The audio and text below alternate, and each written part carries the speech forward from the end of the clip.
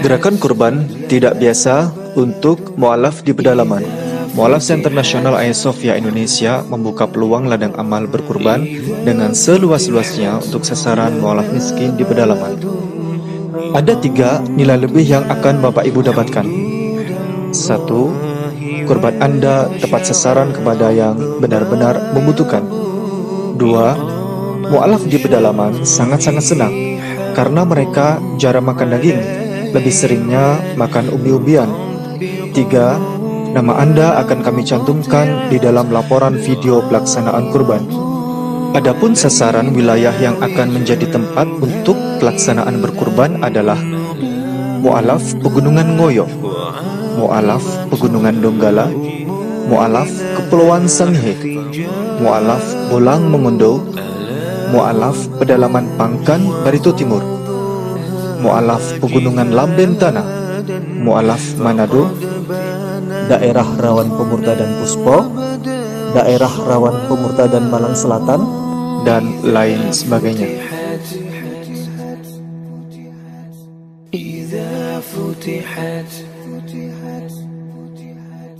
إذا فتحت لنا بلد أقمنا حدود الله وانقشع الضباب إقامة شرعه حق.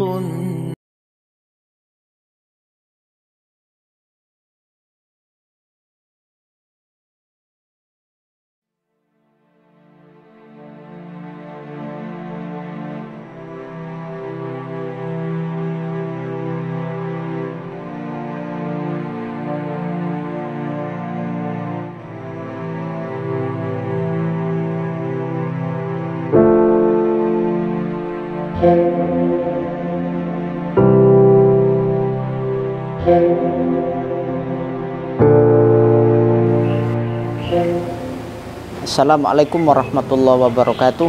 Saat ini kami bersama tim rombongan MCA akan bertolak dari kantor Sidoarjo menuju ke Surabaya. Ada seorang mu'alaf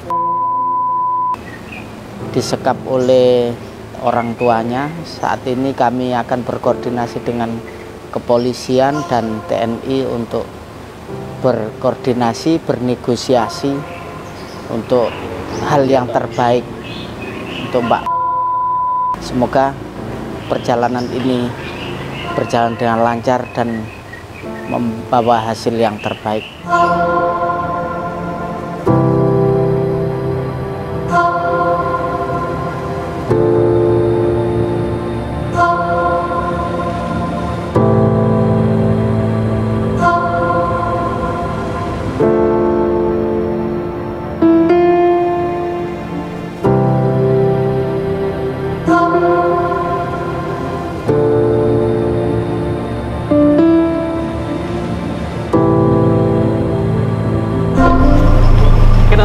Alhamdulillah, sekarang kita sudah sampai di rumahnya Mbak di perumahan. Nah, sekarang kita tim akan menuju ke rumah beliau. Semoga berjalan dengan lancar. Terkait ke pengaduan Mbak ke kami, mana kami datang ke sini untuk mediasi, mediasi apa yang dialami Mbak pasca setelah beliau mu'alaf. Yang jelas kami ke sini bukan membela Mbak terus mungsuhi keluarga yang bukan muslim, dan kami tidak seperti itu, nggih Pak. Boleh saya tanggapi? Nggih, monggo. Sebenarnya ini rahasia ada ini. Nggih. Akhir-akhir ini itu keduanya laki-laki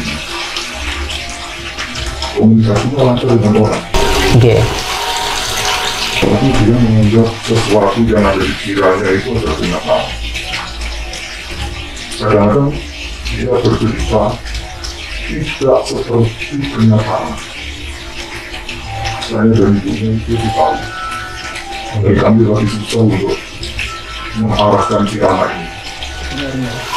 Nyuwun ngapunten Bapak, saya sedikit perkenalan dulu. Saya Amru Pak dari Mualaf Center Yogyakarta. Tinggal saya di Yogyakarta. Papi saya seorang Katolik dan kita tinggal satu rumah dan kita baik-baik saja. Jadi adanya kita di sini untuk menjembatani terkait hal-hal sensitif seperti hal seperti ini. Jadi atas laporan atau pemberitahuan terhadap teman-teman dari Mualaf Center Ayah Sofia yang ada di Surabaya atau Jawa Timur ini, kita pas kebetulan ada di Jawa Timur, maka kita diikut sertakan untuk untuk memediasi terkait hal tersebut karena kita juga sering kali mendapatkan hal-hal seperti ini. Bahkan satu pekan yang lalu. Nah, jikalau berkenan atas apa yang disampaikan kepada Bapak, insya Allah nanti kebaikan juga yang akan didapat. Kami kepingin ketemu sama Mbak untuk menanyakan perihal laporan atau perihal pemberitahuan terhadap teman-teman di Mualaf Center Ayah Sofia atau Mualaf Center Jawa Timur ini gitu, Bapak. Jadi nanti kita bisa akan mendapatkan titik temunya. Kan sempat WA ke kita, ini yang kita buat lampiran. Dan kita tadi sebelum ke sini juga memberitahukan kepada teman-teman dari aparat kepolisian bahwasanya kita Babin Kapolres dan sebagainya yang kita memang harus melakukan seperti itu. Jadi jangan sampai hal-hal yang tidak diinginkan itu terjadi. Contohnya nanti kayak ya apapun itu. Jadi harus ada dari aparat itu tahu kalau kita itu bertamu di lokasi yang ada di sini. Begitu juga ada Pak RT, Pak RW, kita juga hubungi. Kita mau, karena ini hal-hal sensitif ya Pak ya, hal sensitif terkait isu SARA itu tadi. Maka kita kepingin ketemu dengan untuk menanyakan perihal apa yang dinyatakan terhadap kami begitu Bapak. Kita izin. Nanti kalau minggu ibadah puji Tuhan juga tidak pernah meninggalkan kita. Tidak pernah. Termasuk aktivis ya beliau ya. Bukan aktivis, Oh gitu, aktif gitu ya. Mengajarkan untuk anak jangan hanya namanya kamu seorang itu, tapi ikuti. Nah setelah kejadian kemarin memang begitu saya dengar dari seorang bapak yang bilang di sini Pak Bapak namanya dua orang, ibu memang ya maaf kemarin ya. Bapaknya ada tiga. Nah begitu masuk saya sudah curiga.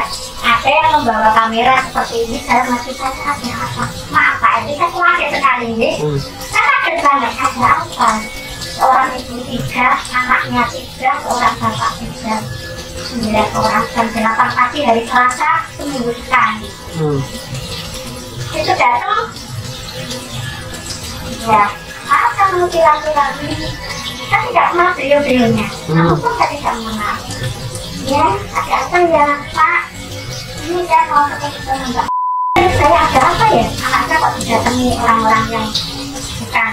Datang ke sini dan kurang lebih seminggu sebelumnya itu anak saya ini sore sekitar jam 6:30 mungkin minta izin ke setelah mengerjakan apa, katanya dari rumah nggak bisa karena juga ada internet juga ada.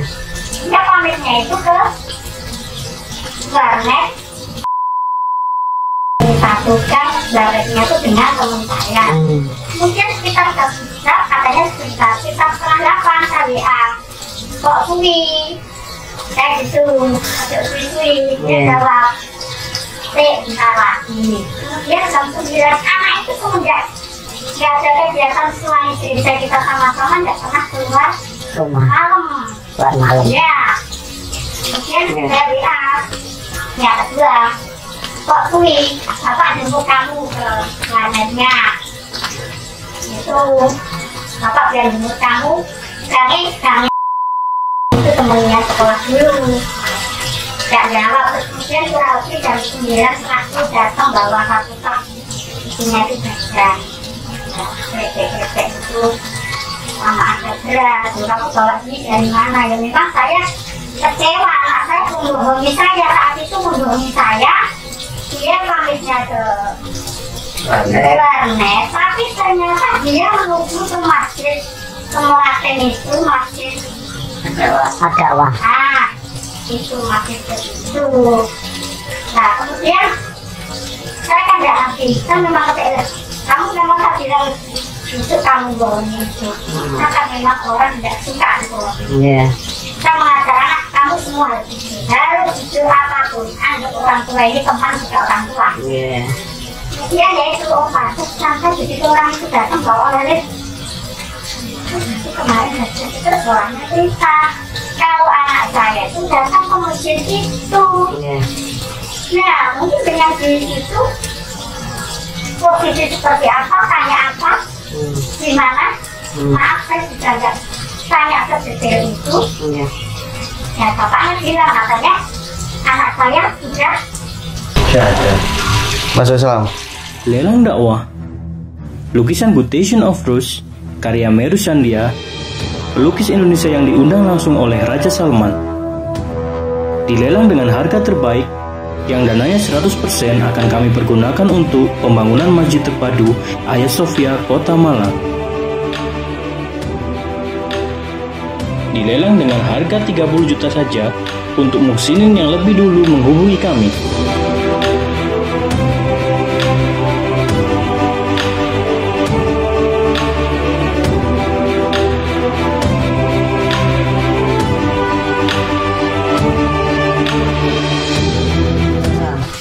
sudah punya sertifikat. Dalam hati saya, apa seizin siapa? Anak saya dibilang, itu anaknya sudah dewasa, sudah umur 20. Betul, anak saya dewasa. Tapi anak saya kan masih dalam asuhan orang tua. Masih masa kuliah. Otomatis kalau ada hal-hal seperti ini, aliran apapun seharusnya anak itu ditanya apa kehendak sendiri, apa kehendak orang tua. Jangan melihat karena anak sudah dewasa, sudah mempunyai pilihan. Itu kebetulan. Berarti kalau salah melanggar undang-undang pasal 28 dan 29. Ya, lalu itu ada di bawah kami untuk membackup keputusan anak saya. Iya. Dan gini Bapak, maaf. Akhirnya kita, setelah itu anak itu sudah ada sertifikat yang sudah ikhlas. Cuma saya waktu itu karena bingung, ya sudah yang menjawab tidak, saya hanya bilang tidak. Anak saya tidak akan mengikut ajaran yang selain kita percaya sama Tuhan Yesus. Karena itu juga selamat keluarga. Itu kayak mana nih Bu? Maaf, saya nggak butuh kamera-kamera ini. Ini anak saya masih dalam didikan saya. Karena bapak itu sudah istilahnya setelah mengancam saya ya apa ya? Saya bilang mengancam apa enggak ya? Jangan sampai ibu nanti anaknya tidak boleh bergaul sama orang lain, tidak boleh pegang HP, tidak boleh apalah macam-macam. Saya langsung masih marah dalam hati saya masih sadar. Saya sangat sayang Pak sama anak saya. Anak saya perempuan satu-satunya. Dan dia juga mungkin supaya saya, ibu anaknya nanti akan saya biayain sampai semua biaya hidup saya tanggung. Mohon maaf, saya mengasihi anak saya. Saya masih mampu membiayai anak saya, saya masih cukup. Walaupun memang dulu bapaknya bekerja jadi seorang guru, saya juga jadi seorang pegawai administrasi Pak RT saya. Ini juga dulu di peta, saya juga kerja juga Pak. Jadi dia semua sudah pensiun, saya punya usaha itu. Maaf Pak, saya tidak akan menyerahkan anak saya. Saya begitu. Saya tidak akan mengizinkan anak saya untuk memiliki ajaran lain. Dan saya masih mampu menghidupi anak saya sampai dewasa. Kalau Tuhan masih ngasih saya panjang umur, ngasih saya puji Tuhan. Saya satu keluarga yang percaya kami. Sudah. Jadi begini Bu, saya akan meluruskan terkait pertama pernyataan Ibu yang mengatakan bahwasanya keputusan atau aturan yang ada di masjid seperti itu bukan. Jadi di masjid sebelum kita mencatatkan pasti kita akan menawar dan menanyakan apakah benar ke semuanya, siapapun yang mau mualaf, bahkan kami. Makanya itu semuanya itu berarti kan termasuk ibu, anak ibu tadi kan gitu. Apakah benar ada paksaan? Apakah benar? Itu pasti kita tanyakan. Bahkan di dalam sertifikat itu ada pernyataan tanpa paksaan dan dengan kemauan sendiri kan itu. Lalu ditandatangani di atas materai yang diakui oleh negara Republik Indonesia. Itu. Jadi kita tidak menggunakan asas kemauan sendiri dan kita berkorelasi dengan undang-undang yang berlaku, Ibu. Kita nggak mungkin kita membuat undang-undang tanpa atau aturan yang bertentangan dengan undang-undang yang ada. Kenapa juga urgensinya kita datang ke kantor polisi? Kita mengedepankan namanya asas litigasi, non litigasi. Kalau kita menggunakan litigasi nanti akhirnya nanti ke meja hijau. Karena apa, dengan laporan ini pun udah memberatkan gitu. Maka daripada itu maka daripada itu kita menempuh jalur kekeluargaan. Kita datang ke sini ingin tabayun, ingin bertanya kepada Mbak atau bahasanya klarifikasi, dan kita membawa Pak RT Pak RW untuk memediasi. Kita sebagai mediator karena permintaan dari Mbak begitu Ibu. Bapak itu mau ngapain dan sebagainya kita belum tahu Bapak, gitu loh.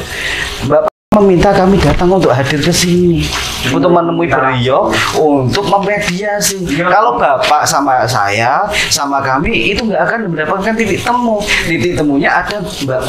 Maka mohon dengan kerendahan kami, monggo silakan bisa dihadirkan Mbak.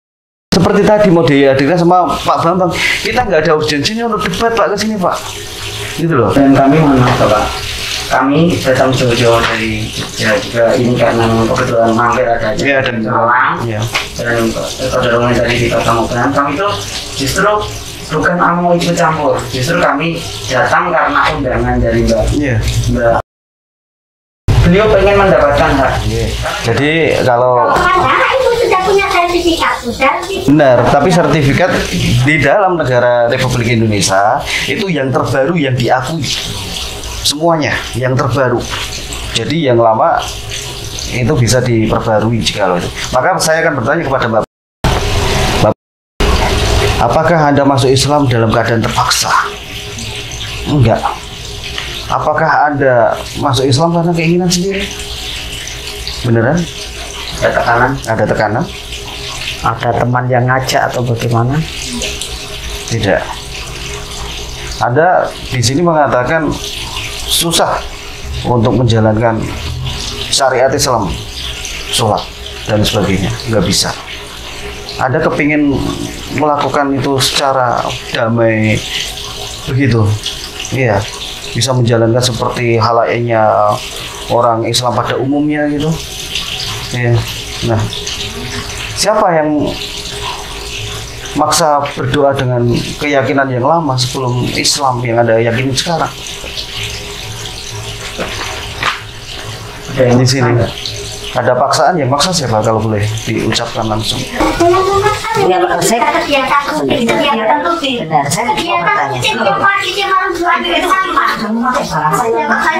benar, saya benar Pak. Ini apa yang dituliskan? Maka saya bertanya, begitu loh Pak. Tidak memaksa Pak, ini memang kegiatan doa yang sah. Sebentar. Kalau misalnya Bapak ya, di sekeluarga itu sudah kebiasaan sholat.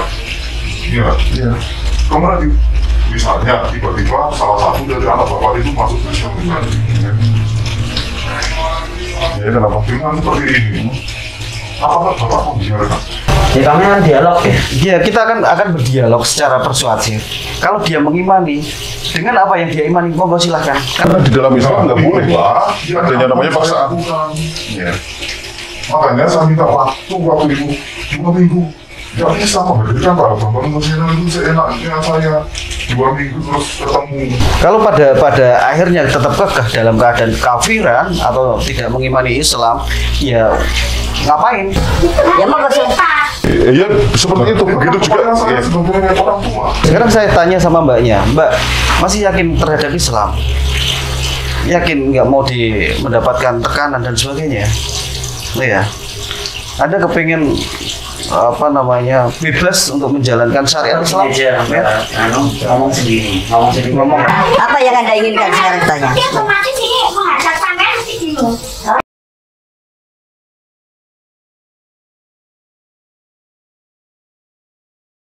Terus jalan sekarang, ayo sekarang sholat ke masjid bareng. Lah kewajiban nih. Kita tuh bukan Biarkan aja dulu. Ya, Jangan bawa ke masjid. Perasaan saja juga ini seperti apa. Begini loh Bu, saya mikir, pikiran saya apa? Di dalam negara Republik Indonesia mengatur dan memberikan hak dan melindungi loh. Kita hidup di negara RI loh Bu.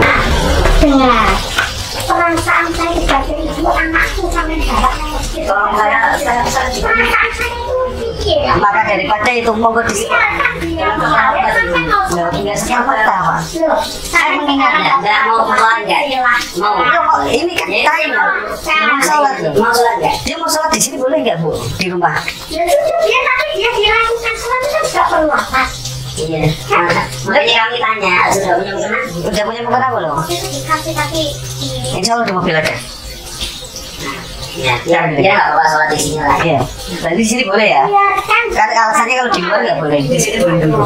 Boleh. Oh boleh, selalu boleh. Iya. Iya. Tapi saya bicara di atas bicara, kita di atas bicara. Saya dialog. Ya, maka daripada Jadi kan hak dulu nggak apa-apa. haknya tetap saya kasih. Iya. Itu yang Mbak dialog. Bapak guru kan, ya gitu kan. Bapak tadi mengatakan seperti itu. Dan kita hidup di negara Republik Indonesia yang diatur oleh Undang-Undang Dasar Surabaya kan itu. Jangan dorong dari saya aslinya kan itu. Beliau mempunyai hak kan itu. Beliau seorang guru dia mempunyai oke, nggak apa-apa kan berarti nggak masalah kan? Ayo jangan Makanya kita nggak mempertontonkan, maka kita bertanya kalau di rumah nggak boleh, ada opsi kan gitu di luar kan gitu Pak, nggak di rumah itu masuk di Joko Yora itu belakangan Pak ya kan gitu ya makanya itu tadi ngeten sekarang minta tolong aja biar apa kita aja biar Mbak siapa Mbak Mas Ganja Mbak dilatih ke rumah Mbaknya takut ngomong kenapa ada di sini hati kalian itu buka. Ya buka HP nih nggak pakai apa Mbak buka nggak apa-apa yang penting kalau nggak boleh Mbak punya hak Mbak minta tolong sama RT ya oke kita ke rumah nggak pakai password. Ya, makanya gelisah ya. Paling lihat selama ini tidak pernah membuka HP sekalipun. nggak apa-apa, HP-nya dibuka orang tua nggak apa-apa. Ya sekarang gini aja ya Pak. Saya itu privasi. ya dia mempunyai hak privasi ya semua punya privasi. Sekarang gini Pak ya, ini sudah cukup di sini. Biar anak ini nanti dengan hatinya sudah dia mengalir sendiri. Biar mereka lakukan di rumah. Penjenengan mau ke masjid monggo. Iya, saya pasti sama. Saya tidak mau saya tidak coba dengan kalian. Saya nggak mengaruhi. Cuma saya mengingatkan ya.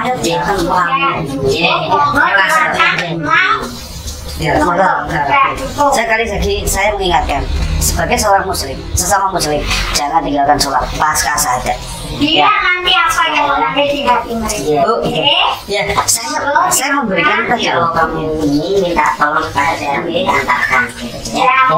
Nanti kalau ada apa-apa tadi ke masjid aja, nanti kalau ada apa-apa bisa ke masjid.